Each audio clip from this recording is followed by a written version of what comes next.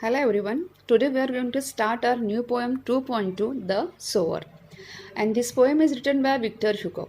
Actually original poet is Victor Hugo and this poem is translated in English by Torulata Datta who was a Bengali poetess. ये जो poem है the sower actually इसके original poet है Victor Hugo लेकिन इस actually it was written in a French language और उसको बाद में इंग्लिश में ट्रांसलेट किया तोरुलता दत्त ने. Now to know more about Torudutta Lat, she was an Bengali poetess and she was first Indian poetess to write verses in English and French also. मतलब तोरुलता Dutt India की पहली ऐसी कवियत्री है या फिर पोएटेस है जिन्होंने फ्रेंच और इंग्लिश दोनों में वर्सेस लिखे मतलब पोएट्री लिखी है. एंड उन्होंने बहुत सारे अपने जो पोएट्रीज है उन्होंने फ्रेंच में से उन्होंने इंग्लिश में ट्रांसलेट की है. अब हम अगर इस पोएम के बारे में बात करें तो talk about this poem the sower. It is about translation of Victor Hugo's poem. Victor Hugo ने जैसे मैंने कहा कि ओरिजिनल पोएट उसके वो है उसको इंग्लिश में ट्रांसलेट किया तोरुलता दत्त ने. अब ये जो सोवर है दिस कंडीशन रेप्लिकेट्स द और this poem replicates the condition of the farmers. अब सोवर का मतलब क्या होता है कि जो बीज बोते हैं दैट इज कॉल्ड सोवर. जो खेत में काम करते हैं हम लोग कहते हैं फार्मर्स. ठीक है.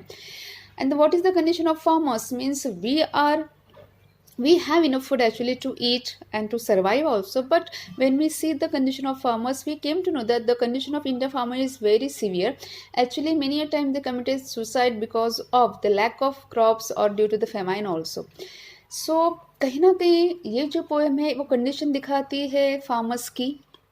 कहीं ना कहीं इस पोएम के थ्रू हमें पता चलता है कि एक जो अनाज हम लोग जो खाते हैं तो food grains that we eat in our daily lifes उसको किस तरीके से मेहनत करके हार्ड वर्क करके इसको किस तरीके से उसका प्रोडक्शन लिया जाता है और किस तरीके से फार्मर्स अपने फार्म में अपने फील्ड में काम करते हैं. It is all about the poem. Now we will see more about this one that that is it is translated by Toru Dutt from French to English जैसे मैंने आपको बताया था. And the sower is a poem about a farmer who is sowing seeds. अब ये जो poem है किसके बारे में है जैसे मैंने as a told you before it is a poem about farmer जो क्या करते हैं बीज बोते हैं जो सीड बोते हैं. He has seen many bad harvest in his life. मतलब उन्होंने अपनी ज़िंदगी में बहुत बुरी कंडीशन देखी क्योंकि कभी के जैसे मैंने आपको पहले कहा कि अगर वो सीड बोते दैट इज़ वो सो करते अगर वो बीज बोते हैं खेत में तो डजंट मीन को उसका जो प्रोडक्शन है उसका जो क्रॉप है वो अच्छा आएगा because it depends on nature also. And next, however, he is so optimistic of having a good harvest every time he tosses grain. और लेकिन वो फिर भी he doesn't lose hope actually.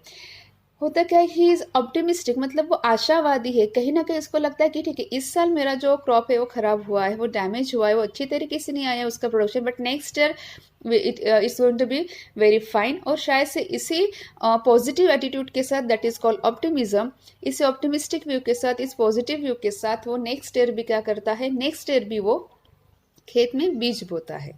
So this lesson is about the sower. Now while explaining the poem I will also explain the figure of speech. Now the sower. Sower का मतलब मैंने आपको पहले ही बताया है who sow the seeds. Sitting in a porchway cool, sunlight icy dying fast, twilight hasten on to rule, working hours have well nigh passed. अब देखिए first line में and it has a little bit of deep meaning of that one so listen the explanation very carefully again and try to understand the figure of speech also. Sitting in a porch way cool sunlight I see dying fast. Now the poetess what she says वो कह रही है कि मैं कहाँ पर बैठी हूँ. Sitting in a porch way cool I have just set on my जैसे हम वरांडा कहते हैं वो वहाँ पर मैं बैठी हूँ और बहुत ही cool in the sense in a very calm mind. Sunlight I see dying fast. And while sitting on that porchway, what she observed. अब ये जो पोएटेस है वो क्या कह रही है हमें देखो यहाँ पर कि सिटिंग इन अ पोर्चवे कूल मतलब जो पोर्चवे है हम जिसको पोर्चवे का मतलब होता है वरांडा भी कहते हैं जैसे हमारे घर के सामने बैठने के लिए जगह होती है that is called porchway. And she says कि मैं बहुत ही मतलब काम माइंड के साथ मैं कहाँ पर बैठी हूँ मैं उस पोर्चवे में वरांडे पर बैठी हूँ. Sunlight I see dying fast. And what she observe over there what she saw over there. अब पोएटेस को वहाँ पर क्या दिखाई देता है जो सनलाइट है जो सूरज की किरणें हैं डाइंग फास्ट मतलब अब सूरज की किरणें डाइंग फास्ट. अब डाई का मतलब तो मरना होता है. क्या तो क्या सनलाइट मरती है? No, actually the poetess wants to say, the poetess wants to convey through this line that it was the time of evening. ये शाम का वक्त था, इसलिए सूरज की रोशनी कम हो रही थी और इवनिंग टाइम स्टार्ट हो रहा था। अब देखिए यहाँ पर जो है sunlight I see dying fast. अब सनलाइट तो कभी मरता नहीं है, मरते तो हम लोग इंसान हैं, ठीक है। तो यहाँ पर ये फिगर ऑफ स्पीच है पर्सोनिफिकेशन। मैंने आपको लास्ट वीडियो में भी बताया था कि पर्सोनिफिकेशन का मतलब क्या होता है। जब नॉन लिविंग थिंग्स को, जिन इनएनिमेट ऑब्जेक्ट्स को जब हम लोग ह्यूमन बीइंग्स की क्वालिटी देते हैं, मतलब इंसानों जैसे हम इसको एक क्वालिटीज देते हैं उसको, that figure of speech is called personification. जैसे सिंपल इसमें आपको बता रही हूँ कि सनलाइट है, यहाँ पर पोएट कह रहे कि मैंने सनलाइट को कैसे देखा? Dying fast. अब sunlight die in the sense मरना, सनलाइट कभी मरता है क्या? नहीं। तो एक्चुअली फिगर ऑफ स्पीच क्यों यूज किया जाता है? To elaborate the thing, to means उसको एक अलग लैंग्वेज में, अलग टोन में, एक बहुत ही इम्प्रेसिव टोन में जब पोएट को प्रेजेंट करनी होती है अपनी poetry, at that time poet use करते हैं फिगर ऑफ स्पीच का। तो इसलिए अब देखिए सनलाइट यहाँ पर डाई नहीं होता है, मरता नहीं, तो हम लोग इंसान मरते, मतलब हमने क्या किया है? सनलाइट को किसकी क्वालिटी दी है? डाई मतलब मरने की, इसलिए फिगर ऑफ स्पीच है पर्सोनिफिकेशन। देखो मैंने यहाँ पर स्पेलिंग भी लिखी है, personification. Now the poet says, I'm just repeating the explanation of these two lines. Sitting in a porch with cool sunlight, I see dying fast. Now the poet says कि मैं कहाँ पर बैठी हूँ? मैं जो वरांडा है, जो पोर्च है, मैं वहाँ पर बैठी हूँ। इन अ वेरी कूल, बहुत ही काम माइंड के साथ, बहुत ही शांत मन के साथ मैं वहाँ पर बैठी हूँ। और मैंने क्या देखा? मैंने देखा है कि सूरज की रोशनी धीरे धीरे कम हो रही है। इसका मतलब क्या था? वहाँ पर कौन सा मतलब क्या होने वाला था? वहां पर शाम होने वाली थी। It was the time of evening. Twilight Hesson on to rule. अब twilight Hesson on to rule in the sense, twilight है जो शाम की रोशनी होती है, वो क्या हो रहा है? Hasten on to rule. It means, देखो यहाँ पर मीनिंग भी दिया है, मैंने यहाँ पर मीनिंग लिखा है। Twilight Hesson on to rule का मतलब होता है कि twilight is slowly empowering the day. इसका मतलब है जो शाम की रोशनी है वो दिन की रोशनी के ऊपर भारी पड़ रही है। इसका सिंपल मतलब यही है कि it is the time between day and, जिसको हम कहते हैं day and evening.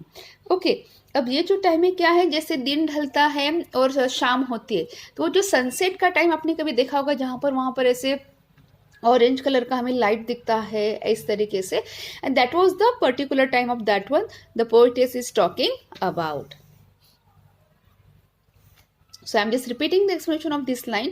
Twilight has an onto rule. इसका मतलब ये है, अब दिन ढल रहा है और जो शाम की जो रोशनी है वो अभी हमें दिख रही है। इसका मतलब जो ट्विलाइट से, जो शाम की जो रोशनी, जो हमें ट्विलाइट इन द सेंस जो हमें तारे दिखते हैं वहाँ पर स्काई में, तो उसका शायद से जो लाइट है वो हमें भी दिखाई दे रहा है। मतलब दिन ढल गया है और अब क्या होने वाली है? शाम होने वाली है। वर्किंग आवर्स हैव वेल नाई पास्ट। और कहीं ना कहीं ये जो फार्मर्स है, अब पोएटिस यहाँ पर फार्मर्स के बारे में बता रही हैं कि वर्किंग आवर्स हैव वेल नाई पास्ट, मतलब जो फार्मर्स अपने खेत में काम कर रहे, शायद से उनका काम करने का वक्त ऑलमोस्ट खत्म हो रहा है, बट नॉट, ठीक है। ऑल मतलब वो ऑलमोस्ट, वो जो काम करने का जो आर है, जो वक्त है, वो शायद से खत्म होने वाला है, लेकिन पूरी तरीके से खत्म नहीं हुआ है। Shadows run across the land. अब देखो पोएटिस क्या कहती, shadows run across the land. अब हमें पता है कि जब शाम का वक्त होता है तो छाव दिखती है, शैडोज होती है। तो जो लैंड है, जो ज़मीन है, वहाँ पर शैडोज दिख रही है। किसकी हो सकता है? वो जो फार्मर्स है, वो जो काम कर रहे, उसकी शैडो हो सकती है, या फिर हो सकता है जो पेड़ पौधे हैं उसकी छाँव हो सकते हैं, या फिर कोई जो चीज़ है उसकी छाँव पड़ रही है। तो शायद से पोएटिस को यही कहना है। तो दैट वाज शी सेड कि shadows run across the land, कि वो जो छाव है हमें कहाँ दिखाई दे रही है? वो जो लैंड है, वो जो ज़मीन है, हमें वहाँ पर दिखाई दे रही है। अब देखिए यहाँ पर शैडोज रन मतलब जो छाव है वो कभी दौड़ती है क्या? नहीं है। लेकिन हमने क्या किया है? दौड़ते कौन है? हम इंसान लोग हैं, पर्सन। तो यहाँ पर हमने क्या, जो शैडो है, हमने इसको किसकी क्वालिटी दी है? रन इन द सेंस दौड़ने की हमने इसको क्वालिटी दी है। देखो यहाँ पर मैं राउंड कर रही हूँ, तो इसलिए ये फिगर ऑफ स्पीच है personification. But a sower lingers still. अब देखिए शाम हो गई है, हर तरफ छाँव दिखाई दे रही है, लेकिन फिर भी ये जो सोवर्स है मतलब ये जो फार्मर्स है वो क्या है, वो वहीं पर अपने खेत में वैसे ही काम कर रहे हैं। यहाँ पर लिंगर्स का मतलब है रिमेन, मतलब वैसे ही रहना। Old in rags, he patient stands, looking on, I feel a thrill. अब पोएटेस क्या करिए, old in rags he patient stand. अब उसके कपड़े बताए गए हैं, ओल्ड पुराने कपड़े, इन रैक्स मतलब फटे हुए हैं, ही पेशेंट स्टैंड, वो पेशेंट इन द सेंस वो बहुत ही पेशेंट के साथ, वो बहुत ही चुपचाप के साथ वहां पर खड़ा है। Looking on I feel a thrill. और पोएटेस कहती है कि मैंने देखा है सारी चीजें। पोएटेस ये सारी चीजें कहाँ पर बैठकर देख रही है, वरांडा, दैट इज कॉल्ड पॉर्चवे। वो कह रही कि मैं वहां पर ये सारी चीजें देख रही थी एक्चुअली, कि सनलाइट डाई हो रहा था, मतलब जो सूरज की रोशनी थी वो कम हो रही थी, कहीं ना कहीं शाम अभी होने वाली थी, और शाम होने की वजह से हर तरफ हमें छांव दिखाई दे रही थी। लेकिन इसके बाद भी हमें क्या दिखाई देता है, वहां पर वो जो सोवर है, वो जो फार्मर है, वो वैसे ही अपने खेत में दिखाई देता है। शायद से खेत में जो लोग काम कर रहे हैं उनका काम करने का वक्त खत्म हुआ है, शायद से खत्म होने वाला है लेकिन खत्म नहीं हुआ है। और यहाँ पर पोएटेस कह रही है कि जब मैंने देखा कि मतलब छाँव हो गई है, मतलब इवनिंग का टाइम हो गया, यहाँ पर हर तरफ छाँव दिखाई दे रही है, शैडोज दिखाई दे रही है, लेकिन कहीं ना कहीं ये जो फार्म हाउस है इसके कपड़े बहुत पुराने और फटे हुए हैं, और वो बहुत ही पेशेंस के साथ, बहुत ही पेशेंस का मतलब जिसके हम धीर हम जिसको कहते हैं, किसी चीज़ को लेकर ज़्यादा एक्साइटेड नहीं होना, दैट इज कॉल्ड पेशेंट्स। तो वो कहते कि बहुत ही पेशेंट के साथ वो वहाँ पर खड़ा है। और पोएटिस कहती कि मैंने उसको देखा था, आई जस्ट फील थ्रिल, मुझे थ्रिल लगा कि अरे वो इंसान जो हमारे लिए, ह्यूमन बींग्स के लिए दिन भर काम करता है, वो इंसान के कपड़े देखो कैसे फटे हुए हैं, पुराने, but still he doesn't have complaints about any of his condition. और यहाँ पर देखो एक फिगर ऑफ स्पीच है, old in rags he patient stands, ये है inversion, that is INVERSION। Inversion का मतलब होता है जब प्रॉपर ग्रामेटिकल सीक्वेंस में कोई सेंटेंस नहीं होता है पोयम में। जैसे हमें पता है ग्रामेटिकल सीक्वेंस जैसे सबसे पहले सब्जेक्ट, फिर वर्ब, फिर ऑब्जेक्ट, ठीक है। अब यहाँ पर क्या हुआ है, all in rags patient stand, ये जो सेंटेंस है ये क्या हुआ है, यहाँ पर बराबर उसको पुटअप नहीं किया गया है, इसलिए ये फिगर ऑफ स्पीच है इन्वर्जन। अब देखो, अब इसको अगर हम लोग सीधा करते तो क्या होता, he patient stand in old rags, शायद से इसको ऐसे कहा जाए, मतलब प्रॉपर सीक्वेंस होता। तो इन्वर्जन का मतलब क्या है, जब पोएम में कोई सेंटेंस प्रॉपर सीक्वेंस में, मतलब ग्रामेटिकल वे में बराबर नहीं दिया जाता है, that figure of speech is called inversion. अब पोएटिस कह रही, मैं फिर इसको रिपीट कर रही हूँ कि क्या, कि मैंने देखा कि ये जो सोवर है, ये जो फार्मर है, वो अपने खेत में वैसे ही खड़ा है, उसके कपड़े फटे हुए हैं, पुराने हैं, and looking on I feel thrill. और जब मैंने उसकी तरफ देखा तो मुझे थ्रिल फील हुआ, मुझे एक्साइटेड फील हुआ कि देखो वो इंसान जिसकी वजह से हमारा स्टमक भरता है, जिसकी वजह से हम पेट भरते हैं, हम लोग शायद से फूड ग्रेन से मिलते हैं, वो इंसान की कंडीशन देखो क्या है। Black and high his silhouette dominates the furrow deep, black and high his silhouette. अब देखिए इसका मतलब कि ब्लैक एंड हाई, अब यहाँ पर पोएटिस शैडो की बात कर रही है, छाँव की बात कर रही है, किसके, उस फार्मर के। वो फार्मर जहाँ पर खड़ा है उसकी छाँव कैसे, अब हमें पता है छाँव तो हमेशा ब्लैक ही दिखाई देते, उसका तो कोई कलर नहीं होता है, ठीक है, शैडो हमेशा ब्लैक ही होती है, उसका तो कोई कलर होता ही नहीं है। अब ये कहा है कि जहाँ पर वो खड़ा है, वो फार्मर, वो सोवर, वो कैसे, उसकी छाँव कैसे, black and high, his silhouette dominates the furrow deep. अब सिल हाउट का मतलब होता है कि dark shape in a, that is called brighter light, ठीक है। जैसे सिंपल सा मतलब कि जब हम लोग को जब शाम की जब रोशनी होती है और हम देखो वहां पर खड़े होते हैं, तो रोशनी में देखो हमारी छाँव कैसी दिखती है, कि हमारी छाँव थोड़ी सी बड़ी दिखती है, मतलब हम जहाँ पर खड़े हैं तो हमारी छाँव अगर इसमें दिखाई देती है तो कि इसमें छाँव हमारी एकदम जैसे बड़ी दिखती है और ब्लैक दिखती है। वैसे ये जो पोएटिस वहां पर खड़ा है, उसकी जो लाइट आ रही है, उसको जिसका जो डार्क शेप दिखाई दे रहा है, डार्क शेप कैसे दिखाई दे रहा है, ब्लैक एंड हाई, मतलब उसकी छाँव कैसे दिखाई, बहुत ही ऊंची और ब्लैक दिखाई दे रहे। Dominates the furrow deep, dominates the furrows deep. अब फरोज का मतलब क्या है आपको पता है कि जैसे हम लोग प्लगिंग करते हैं इन द सेंस जैसे बैलों को जैसे मतलब सोइंग स्टार्ट करने से पहले मतलब खेत में बीज रोने से पहले प्लगिंग करते, कोई ट्रैक्टर से प्लगिंग करता है या फिर कोई बैलों को सामने रख कर नहीं प्लगिंग करते हैं, दैट इज कॉल्ड, ठीक है, that is called plugging actually. You can understand that one. Plugging का मतलब क्या है, जिसको मराठी में नांगरणी कहते हैं। I don't know what is called in Hindi. तो फरोज का मतलब है कि जो जैसे प्लगिंग करने के बाद जो ऐसे हाइटेड प्लेसेस दिखते हैं जहाँ पर ऐसे फिर जैसे यहाँ पर एक मतलब एक ही लाइन रहती है यहाँ पर जहाँ पर वो बीज बोए जाते हैं, फिर एक बाजू की ऐसी लाइन होती है, फिर से वहाँ पर बीज बोए जाते हैं, ऐसी जो लाइन हमें दिखाई देती है एकदम से स्ट्रेट, शायद से अपने कभी खेतों में देखा होगा, दैट इज कॉल्ड फरोज।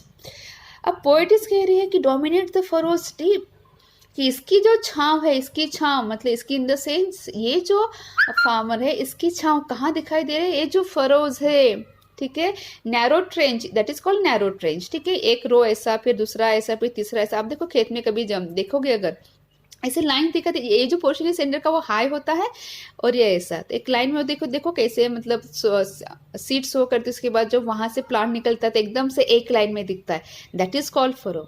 अब पोएटिस यहाँ पर कह रही है कि वो जहां पर खड़ा है उसकी छांव कहाँ पर दिखाई दे रही है, जो फरोज है, जो नैरो ट्रेंच है, प्लगिंग के बाद मतलब नांगरनी जिसको मराठी में कहते हैं, वो करने के बाद जो वहां पर जो फरोज हुए हैं उसके ऊपर उसकी छांव दिखाई दे रही है, मतलब ये जो फरोज है वो डीप है ऐसे और उसके ऊपर इसकी जो छांव है इसके ऊपर ये छांव पूरी डोमिनेट कर रही है।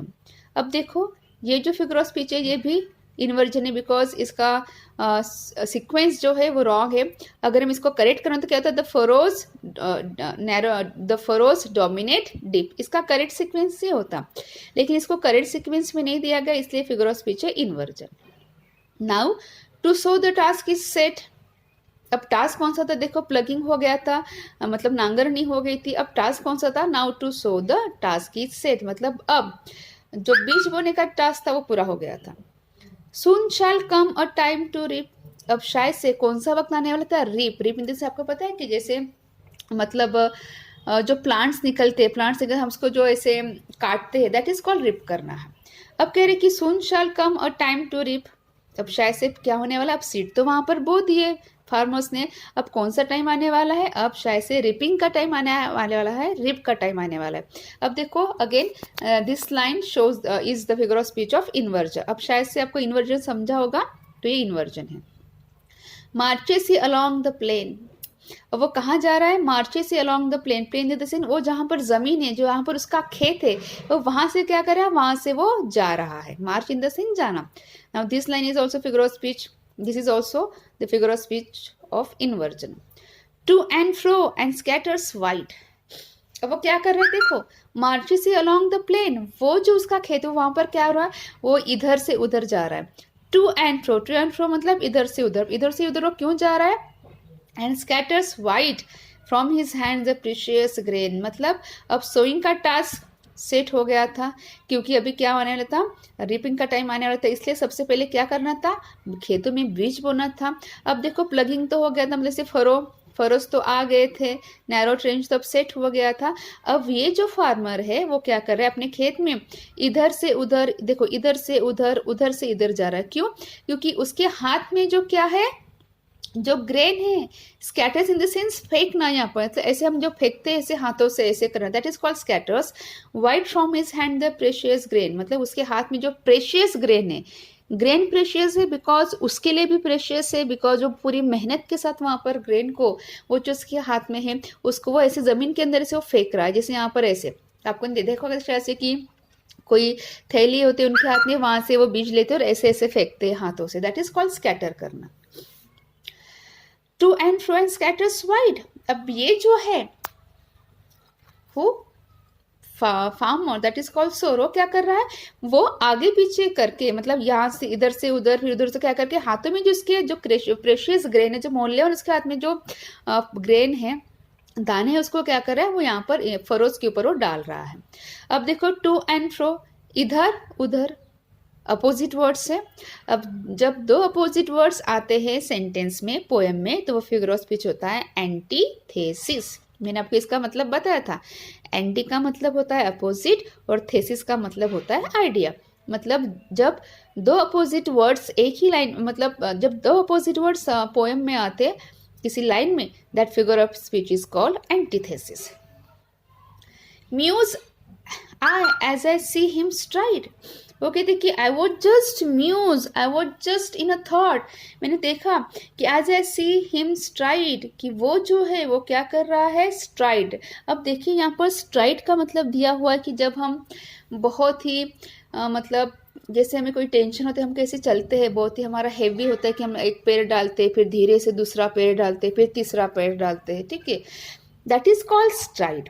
अब उसने देखा कि म्यूज आए, मतलब मैं सिर्फ सोच रही थी और मैंने क्या देखा कि वो जो फार्मर है, वो जो सोरो कैसा है, स्ट्राइड है. स्ट्राइड इन द सेंस वो धीरे धीरे करके वो पैरों को आगे बढ़ा रहा है. Now his gestures to mine, sorry, darkness depends fades and light. अब वो कह रहे कि डार्कनेस डिपन हो रहा था, मतलब अंधेरा छा रहा था, एंड फेडेस द लाइट, मतलब जो सूरज की रोशनी थी वो पूरी कम हो गई थी. इसका मतलब है अब अंधेरा होने वाला था. एंड अब यहाँ पर देखो फिगर ऑफ स्पीच, यहाँ पर भी muse I as I see him stride, ये है इन्वर्जन. और दूसरा है यहाँ पर आई. जब किसी लाइन में दो वर्ड्स रिपीट होते, जैसे यहाँ पर आया है, यहाँ पर भी आया है, मतलब क्या हुआ है, ये दोनों क्या हुआ है, रिपीट हुए हैं. तो जब पोएम में कोई दो वर्ड्स, कोई एक वर्ड रिपीट होता है, नॉट दो वर्ड्स, जब एक वर्ड रिपीट होता है मतलब बार बार आता है, वो फिगर ऑफ स्पीच होता है रिपीटिशन. ध्यान में देना, मैं फिर से रिपीट कर रही हूँ इस चीज़ को कि जब एक वर्ड रिपीट होता है, जैसे यहाँ पर आय है, अगर यहाँ पर एज होता तब भी वो रिपीटिशन होता. यहाँ पर आय ये दो बार आया है, मतलब ये रिपीट हुआ है, इसलिए फिगर ऑफ स्पीच है रिपीटिशन. अब वो कह रही कि म्यूज है, मतलब I was in, she was in thought, and what she say that when he saw that the farmers was just walking with the heavily steps. मतलब वो जो फार्मर था वो बहुत ही धीरे धीरे थका हुआ था शायद से, because he was working on full day over there, and that's why he felt tired, that's why he was walking with the heavy steps. And it was the time of night, because darkness aaya tha, darkness depends in the sense it was the time of night and the lights were just fading up over there. मतलब जो light थे वहां पर सूरज की रोशनी कम हो रही थी. Now his gestures to mine eyes. अब वो कह रही है कि उसका जो गेस्चर था, जो उसका चलने का तरीका था, जिस तरीके से वो चल रहा था, वो कह रही है कि मेरे आंखों में उसका गेस्चर आ रहा है. I could imagine him are august and strange his height. Now he says कि उसकी जो हाइट थी, height in the sense not it's about height. August का मतलब होता है नोबल, मतलब बहुत बड़ा काम, एंड स्ट्रेंज हिज हाइट. वो कह रही है कि शायद से जिस तरीके से वो जो फार्मर है, वो जो सोरे जिस तरीके से अपने खेत में काम कर रहा था, मैंने उसकी तरफ देखकर आई was just in a thought, मैं सिर्फ सोच रही थी और सोच रही थी कि to mine eyes are august, मतलब उसका जो गेस्चर है वो मेरी आंखों में शायद से, उसका जो रिस्पेक्ट है वो शायद से मेरी आंखों में और बढ़ गया था, because he was doing the noble work. वो बहुत बड़ा काम कर रहा था लोगों का पेट भरने का. अब पेट भरने के इन द सेंस, जब फार्मर्स जब तक खेतों में क्रॉप्स नहीं लेंगे, प्रोडक्शन नहीं लेंगे, तब तक हम लोग क्या खाएंगे. तो कहीं ना कहीं पोइटेस कह रही है, तारुदत्त कह रही है कि कहीं ना कहीं उसका जो था, जो फिगर था मैंने देखा था, उसका जो वो गेस्चर था जो मैंने देखा था, वो मेरी आंखों में बस गया था. और कहीं ना कहीं वो that was a noble man in my eyes and strange, शायद से बहुत स्ट्रेंज था ये सारी चीज़ें. And his height seem to touch the starry skies. और ऐसे लग रहा था शायद से कि उसकी जो हाइट है वो किसको टच करी, जो स्टार स्काईज है, जहाँ पर तारे हैं, उन तारों के, ठीक है, जहाँ पर तारे दिखाई दे रहे हैं हमें ऊपर स्काई में, शायद कि उसकी जो हाइट थी वो कहाँ पर टच करने वाली थी, उस स्टेरी स्काईज को, वो जहाँ पर हमें तारे दिख रहे हैं उस तारों को शायद से उसकी हाइट वहाँ पर टच करने वाली थी. अब देखिए, अब किसी की हाइट तो मतलब ये तो इम्पॉसिबल है कि हम ह्यूमन बींग्स, हम इंसान उस जो है हम बादल को छुए या फिर ऊपर जो हमारे ऊपर है जो स्काई है हम उसको छुए. ये फिगर ऑफ स्पीच है हाइपरबोले. हाइपरबोले का मतलब है जब किसी चीज़ को बढ़ा चढ़ाकर बताया जाता है. आई एम रिपीटिंग, जब किसी चीज़ को बढ़ा चढ़ाकर बताया जाता है उस फिगर ऑफ स्पीच को कहा जाता है हाइपरबोले. अब देखिए यहाँ पर, अब इस दो लाइन का मतलब थोड़ा सा मैं फिर से आपको एक्सप्लेन कर रही हूँ. वो कह रही कि उसका जो काम था उसकी जो हाइट थी या फिर उसका जो काम था वो मेरे नज़र में बहुत बड़ा था, शायद से स्ट्रेंज था, मैंने कभी ये देखा नहीं था, लेकिन still I just admire his work. और वो था, मुझे कहीं ना कहीं लग रहा था वो जो काम कर रहा है it is not an ordinary work that he was doing और he is doing actually. It is the work seems to be very noble. The work the farmer does, or the sower does. It seems to be an extraordinary work for the poetess, and that's why she says, वो कह रही है कि मुझे कहीं ना कहीं उसका जो काम देखकर कहीं ना कहीं मुझे फील हो रहा था कि जिस तरीके से वो काम कर रहा है वो कोई सिंपल सा सादा सा काम नहीं, तो शायद से वो काम जो कर रहा है वो बहुत बड़ा है। जैसे हम इंसान, जैसे हम आकाश को छूने की कोशिश करते हैं, स्काई को छूने की कोशिश करते हैं, बादलों को छूने की कोशिश करते हैं, कहीं ना कहीं ये जो फार्मर है उसने ऑलरेडी उसको छू लिया था। मतलब हम लोग शायद से काम नहीं कर पाते, लेकिन ये जो है सोवर, वो शायद से ये काम कर रहा है जो शायद से हम लोग नहीं कर पाते। अब कहीं ना कहीं ऑप्टिमिज्म यहाँ पर दिखाई दे रहा है फार्मर्स के एटीट्यूड में, बिकॉज जो फार्मर्स होते, जो खेत करने वाले होते, जो खेती करने वाले लोग होते, उनको हमेशा ही अच्छा क्रॉप्स नहीं मिलता है, उनको हमेशा ही अच्छा वहाँ पर प्रोडक्शन नहीं मिलता है, जो खेत में जो फसल हम जिसको कहते हैं उसको नहीं मिलती, लेकिन फिर भी कहीं ना कहीं वो इसी पॉजिटिव एक्सपेक्टेशन के साथ वो नेक्स्ट ईयर भी खेत में बीज बोता है कि शायद से इस साल अच्छी फसल होगी और शायद से इस बार उसको अच्छे से कुछ मिलेगा। जैसे यहाँ पर कहा है कि उसके कपड़े थे फटे, क्यों फटे थे? बिकॉज उसके खेतों में शायद से उतनी अच्छी फसल नहीं हुई होगी कि जिससे उसको पैसा मिला और शायद से उसने अच्छे कपड़े खरीदे। तो कहीं ना कहीं इस एक्सपेक्टेशन के साथ जो फार्मर्स है वो खेत में बीज बोते कि शायद से इस साल नहीं, लेकिन अगले साल क्या होगा, अगले साल शायद से अच्छी फसल होगी, तो शायद से हमारी कंडीशन इम्प्रूव होगी। I hope you understood this poem, and actually in this poem and in every poem appreciation of the poem is given. It is asked for 4 marks. तो हमें तो appreciation of the poem क्या होता है, देखो यहाँ पर points दे रहते हैं, just I am just showing you in this one. Yes, appreciation of the poem आपने 10th में attempt किया होगा कि we just need to tell what you like in that poem, कि about the poem, poet and title, poem किसके बारे में है, उसके poet कौन है, title कौन है, theme क्या है। अब यहाँ का theme क्या है, farmers के बारे में, उनकी condition के बारे में।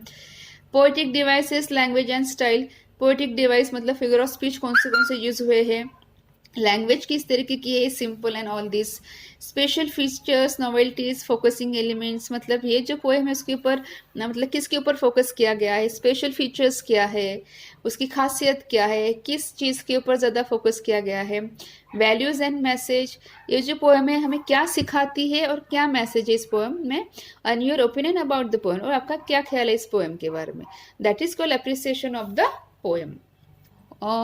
So hope you understood this one, and how to write an appreciation of the poem I will explain it in my next video. Till then, stay safe. Thank you.